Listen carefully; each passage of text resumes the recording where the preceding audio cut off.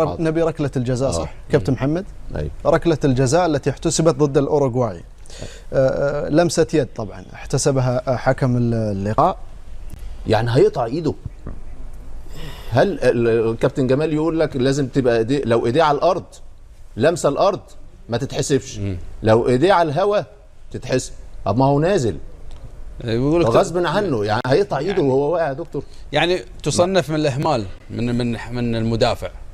لو الايد ثابته على الارض مرتكزه ما تنحسب، بس هذه ايده بالهواء، نوع من الاهمال من المدافع. يعني شوف لعيبه المنتخب الاوروجواي يقول له طب هيعمل ايه؟ هيروح له ازاي؟ يقع ازاي؟ يعني طيب. الناس تقع، يعني وانا نازل كده اودي ايدي فين؟ ما حد يشرح لنا. ما انت الفار، انا اشرح لك تسمح لي؟ لا الفار عموما. طيب انا لازم، انا اقول لك بقى اقتراح. ايوه لازم في الاوضه بتاع الفار يجيبوا اللعيبه السابقه مش حكام بس، لان اللعيب السابق بيبقى عنده سنس اللعيب. الحكم مهما يكن الحكام السابقين، حط اقتراح مع اللي موجودين في الفار اللعيبه الحكام السابقين، حط لعيب سابق عشان يوصل له السنس.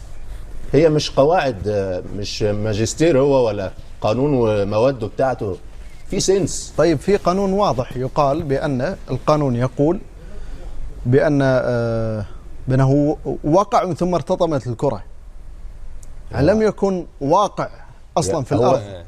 الوضع التشريحي بتاعه يا عزيز، وهو مثلا خلاص اوكي، وهو بيقع، لما بيقع هيودي ايده فين؟ هيعمل كده ويقع؟ ما ايده لازم تبقى موجوده. اليد عامل توازن للجسم، في النهايه انسان. يعني صحيح. هذه تصنف من ناحيه الاهمال. وكابتن محمد يعني القانون لا يفسر النيات. يعني هذا قانون كره القدم، يعني لا يفسر النيات، هو قانون الحدث امامه. صحيح. فلذلك حسبت ركله جزاء. دعونا نستمع لراي خبير التحكيمي لدى قنوات بين سبورتس كابتن جمال الغندور حول ركله الجزاء في مباراه البرتغال والاوروغواي. كل التحية ليك زميلي عبد العزيز ولنجوم الاستوديو الكبار، كابتن ودكتور طارق الجلاهمة، كابتن محمد أبو تريكة وديل بييرو. مباراة البرتغال وأوروغواي، حكم اللقاء هو علي رضا من إيران. هذه هي المباراة الثانية. المباراة الأولى له كانت البرازيل مع صربيا. بالتأكيد حديثنا هيكون عن ركلة الجزاء، هي اللعبة الوحيدة اللي ممكن نتناقش فيها في هذه المباراة. نروح لركلة الجزاء ونشوف. في البداية حكم المباراة لم يحتسب ركلة جزاء، وثم عاد إليها مرة أخرى. لماذا عاد إليها؟ تعال نشوف هل هناك ركلة جزاء أم لا. لماذا تحركت يد اللاعب؟ اللاعب يسقط على الأرض. نشوف حتى الحركة من البداية. من هنا نشوف ماذا يفعل اللاعب بيده. اللاعب يحاول أن يستند على الأرض بيده، يستند على الأرض. هذا هو السبب في تحرك يده.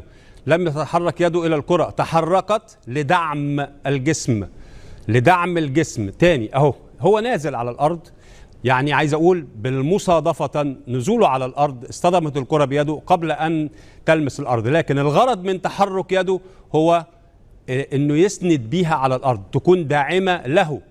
وبالتالي في هذه الحالة لا تحتسب ركلة الجزاء، لا يكون هناك تعمد، لأن اللاعب استخدم يده كي يعتمد عليها، تكون داعم له. وده اللي بنعلمه للحكام، إنه اليد الداعمة للجسم لا يعاقب عليها اللاعب عندما تصطدم بها الكرة، حتى لو اصطدمت بيده قبل ما توصل للأرض، حتى لو اصطدمت بكف يده قبل ما يوصل للأرض. الغرض من هذه الحركة هو دعم الجسم وليس الذهاب إلى الكرة. يعني ركلة الجزاء غير صحيحة. طيب. وأكد لي ذلك بعد، أرسل لي رسالة قال لي يعني ركلة الجزاء غير صحيحة. ماشي. فأنت صح. لا الله، هي بتبقى آراء. أنت صح. الاقتراح اللي أنا قلته يا عبد العزيز لازم يبقى زي ما بقول لك، يبقى لعيب سابق في أوضة الفار يدي السنس للحكام، مش حكام سابقين بس. رأيك أليساندرو؟ Guarda, io da tempo quando منذ زمن وعندما قاموا بنشر القوانين الجديدة الخاصة بلمسات اليد، من الصعب أن تحدد الطريقة المثلى لاحتساب ركلات الجزاء. هناك حالات جديدة دائما في عالم كرة القدم، وبالنسبة للاعب أراد أن يستند على يده ولا يستطيع أن يتخلى عن يده، هو لم يضعها في أمامه أو خلفه. وبالنسبة لي أنا أجن عندما أرى هذه الحالات أمامي. يجب على الحكم أن يستخدم أيضا إحساسه، ويجب أن يستخدم طريقة تفكير مختلفة. بالنسبة للاعب كان يريد الاستناد على يده حتى يجد التوازن، ولكن كما اقترح السيد أبو تريكة فهو محق فيما قاله. ولو استطاعوا أن يضعوا لاعب سابق داخل منطقة الجزاء داخل غرفة الفار فبإمكانهم مساعدة الحكام وشرح لهم ماذا على اللاعب أن يفعله في هذه الحالة. لا يستطيع اللاعب أن يضع ذراعيه خلف ظهره ويسقط على الأرض. كرة القدم يجب أن يعاد النظر إليها فيما يتعلق بالقوانين الخاصة بلمسات اليد. بالنسبة لي من المؤسف أن أرى هذه الحالة تحتسب ركلة جزاء. هذه ليست ركلة جزاء، ليست ركلة جزاء. إذن الهدف الثاني للبرتغال.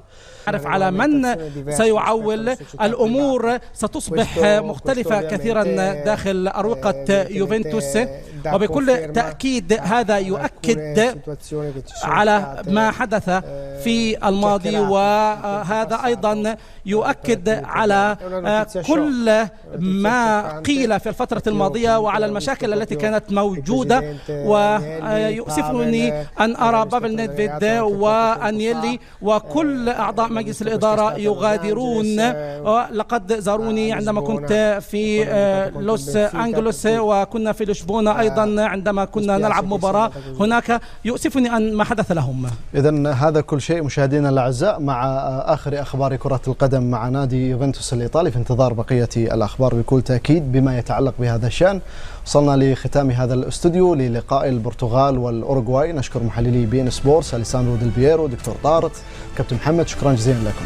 الرجاء من اللجنة المنظمة حصل دخول مشجع، ما فيش تساهل، طبق القانون.